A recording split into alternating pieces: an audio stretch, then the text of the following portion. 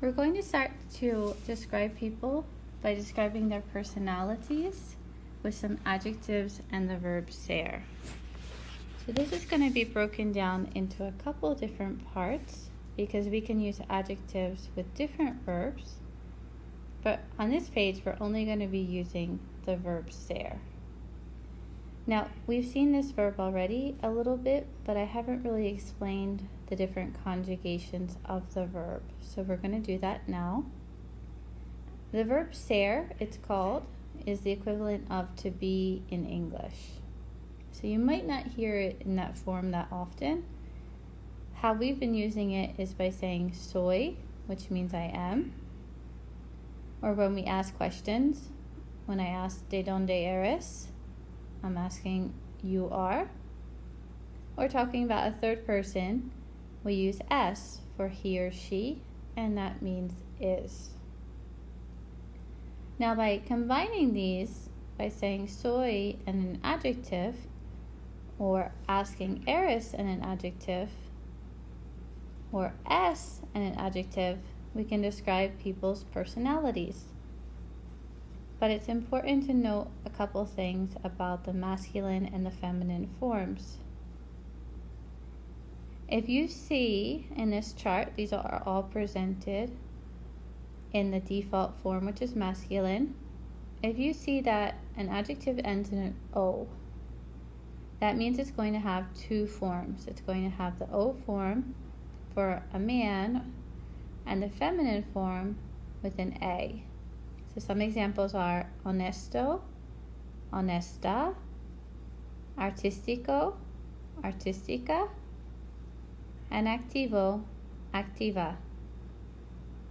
Then, if it ends in an R, like you can see here, trabajador, which means hardworking, you add an A for the feminine form.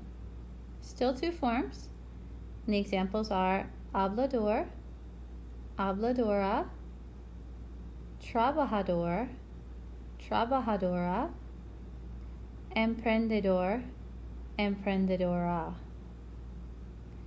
And then the ones below are a little more simple. They only have one form, and those will be ones that end in E, like amable, sociable, which is a cognate and means sociable, and interesante, which means interesting. And then there are some irregular ones. These ones that end in an A that are going to be the same no matter if you're talking about a man or a woman. And the examples are pesimista, which is a pessimist, somebody that thinks negatively. Egoísta, someone that's selfish. And optimista, an optimist, someone who thinks positively. You'll notice that these words tend to be either medical or psychological, and the reason that they're irregular has to do with them not being true Spanish words. They're coming from another language, and that's why they're not following the rule. And then below, there's a couple miscellaneous endings, the L and the Z.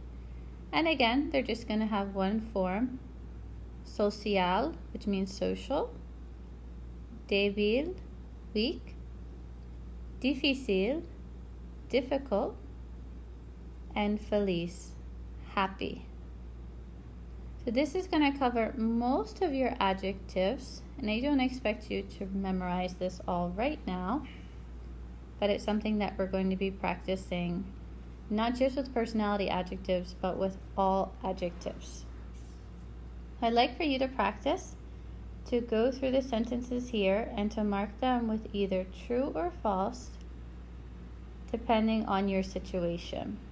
So for example, the first one is soy muy, and I'm going to say it with an A, since I'm a female. Soy muy honesta. I would say for me, that is true, verdad? So I'm going to put a V. Mi madre no es generosa. Since we know that a mom is going to be female, that has to end in an A. And it's saying, my mother isn't generous. Well, my mom is generous, so I'm going to put falso. So I'd like for you to go down and to fill out the rest. If they are false, a really good idea is to make them true just for practice. I could cross out no, and number 2 would be true for me. Then when you're finished, you can write out the sentences.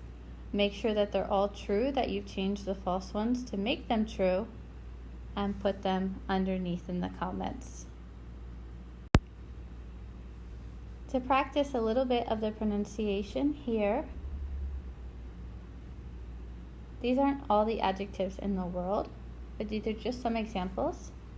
Remember, we're going to say all of the letters in Spanish. So how in English this would be social, in Spanish it's going to be social. It's going to have 3 syllables. The next one would be cómico, then creativo, honesto. You're going to notice that the H is silent. So it really sounds like you're starting on the N, the O. Honesto.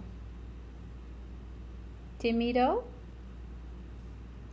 Trabajador. With this one, the J is always going to have an H sound. So you have to be careful. It's not trabajador, it's trabajador. Trabajador. 4 syllables.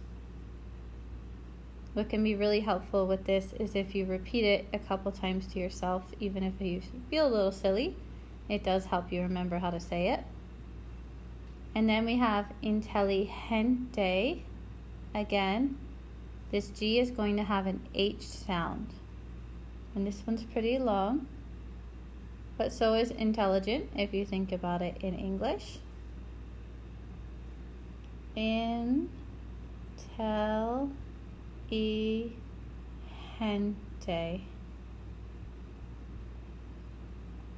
1, 2, 3, 4, 5 syllables.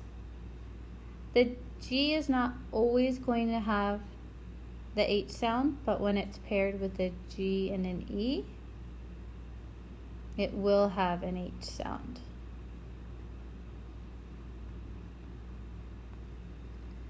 And then feliz, which is going to have that S sound on the Z. Now you don't have to use only these adjectives when you're doing your other activities. As long as you know which ones have 2 forms and which ones have 1 form, you can really look up any adjective in the Spanish language and try to use the ones that you're realistically going to use in real life.